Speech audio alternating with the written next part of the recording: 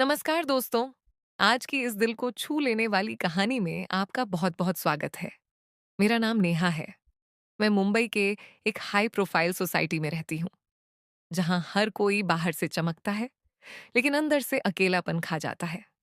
मैं देखने में ऐसी हूँ कि लोग एक बार देखकर फिर देखते रह जाते हैं। मेरी आंखें गहरी काली हैं, जैसे कोई राज छुपा हो।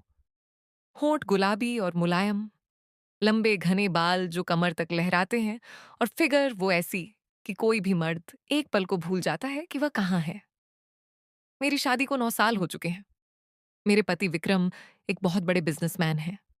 उनके पास पैसा इतना है कि वह जो चाहे खरीद लें, लेकिन वक्त नहीं खरीद पाते। वो महीनों बाहर रहते हैं। जब आते हैं तो भी फोन पर मीटिंग्स चलती रहती हैं। मैं दिन भर अकेली घर में घूमती हूँ। कभी सोचती हूँ कि यह जिंदगी है या सजा। एक दिन हमारे पुराने नौकर रामू को गांव जाना पड़ा। उसकी माँ बीमार थी। उसने कहा कि उसका बेटा आरव यहाँ काम संभालेगा। कुछ दिन बाद आरव आया। वह जवान था, लंबा कद, मजबूत कंधे, चौड़ी छाती और चेहरा ऐसा कि देखते ही दिल में कुछ हलचल हो जाए।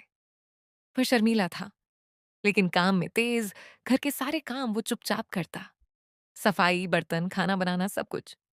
मैंने देखा कि वह कितना मेहनती है और कितना साफ सुथरा रहता है। हमारे घर में कोई सख्ती नहीं थी, इसीलिए वह यहाँ आराम से रहता था। एक शाम मैं ऑफिस से थकी हारी लौटी।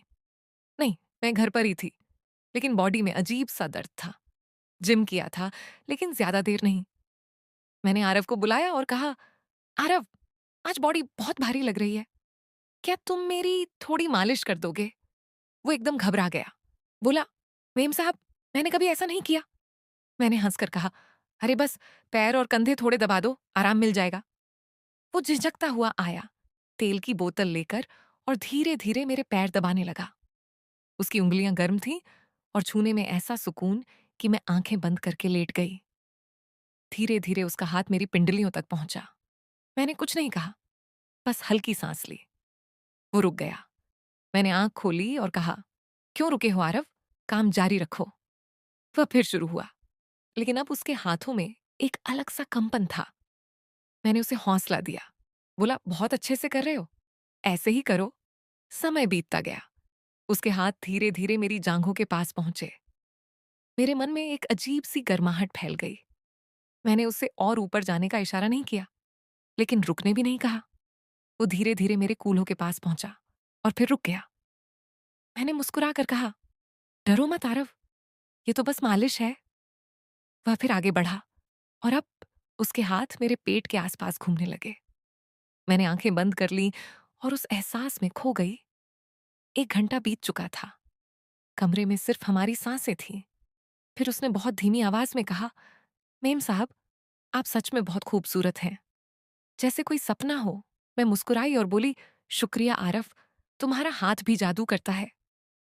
फिर उसने और धीरे से कहा, क्या मैं आपको थोड़ा और करीब से महसूस कर सकता हूं? मैं चौंक गई, लेकिन दिल की धड़कन तेज हो गई। बोली, आरव, ये क्या कह रहे हो? उसने आंखें झुका ली और बोला, मेम साहब, बस एक बार प्लीज, मैं कुछ नहीं करूंगा, सिर्फ देखना चाहता हूं।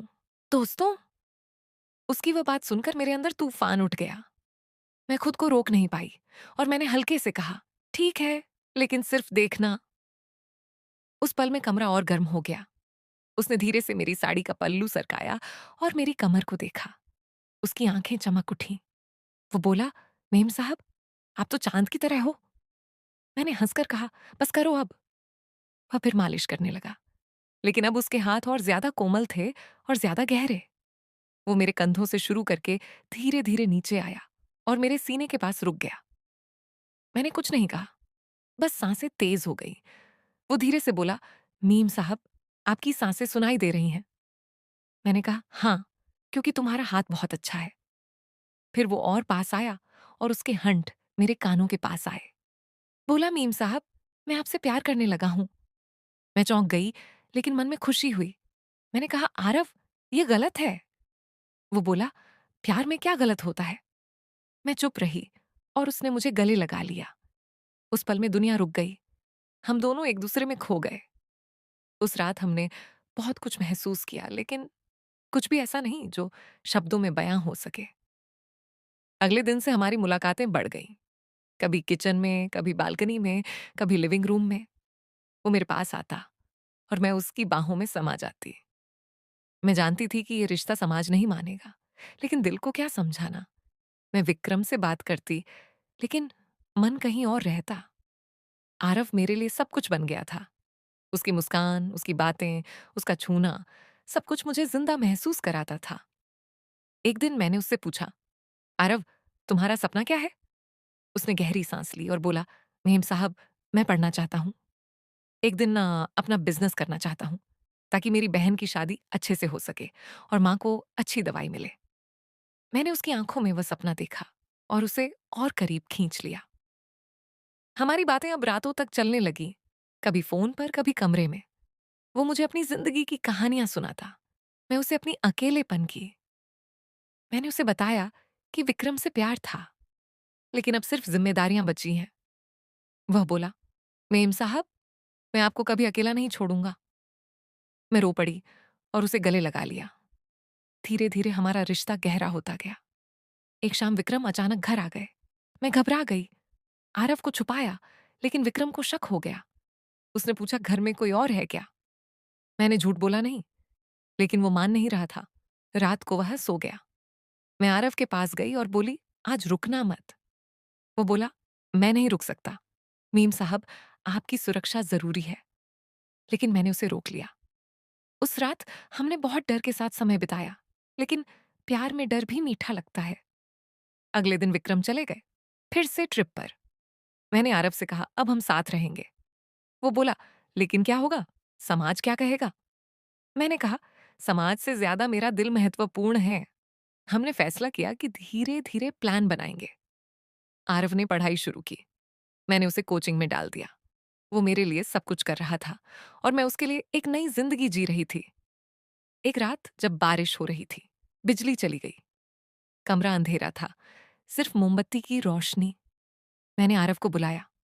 वो आया और मेरे पास बैठ गया। मैंने कहा, आज कुछ अलग महसूस हो रहा है। वो बोला, क्या मेम साहब? मैंने कहा, तुम्हारे बिना अब जी नहीं सकता। वो मेरे करीब आया और उसके हाथ मेरे चेहरे पर रख दिए।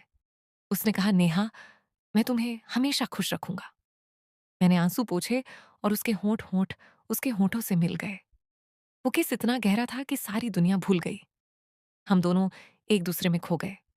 उस रात हमने प्यार की वो ऊंचाइयां छुई जो शब्दों में नहीं बयां हो सकती।